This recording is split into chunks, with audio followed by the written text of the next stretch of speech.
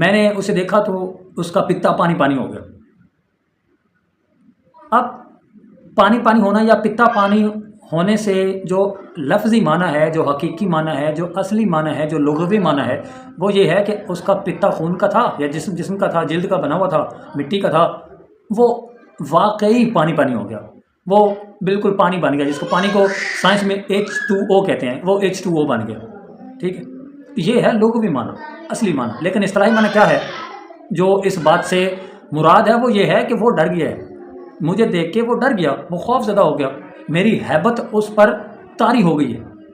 یہ ہے اصطلاحی معنی۔ بس یہی واردات غزل کے لفظ کے ساتھ ہے کہ غزل کا جو لغوی معنی ہے، غزل کا جو لفظی معنی ہے، غزل کا جو اصلی اور حقیقی معنی ہے، وہ ہے عورتوں کی باتیں کرنا یا عورتوں سے باتیں کرنا۔ اسی معنی کو پیش نظر رکھتے ہوئے لوگ یہ طے کر لیتے ہیں کہ یار غزل کوئی اچھی چیز نہیں ہے، اشعار کا ایسا مجموعہ ہے جس میں صرف اور صرف عورتوں سے متعلق بات چیت ہوتی ہے، اس لیے وہ غزل سے متنفر ہے۔ حالانکہ جس طرح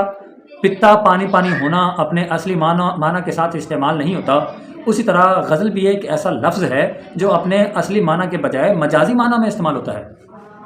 اور اس کا جو مجازی یا غیر حقیقی معنی ہے وہ یہ ہے کہ مختلف کیفیات کو اشعار کی شکل میں بند کرنا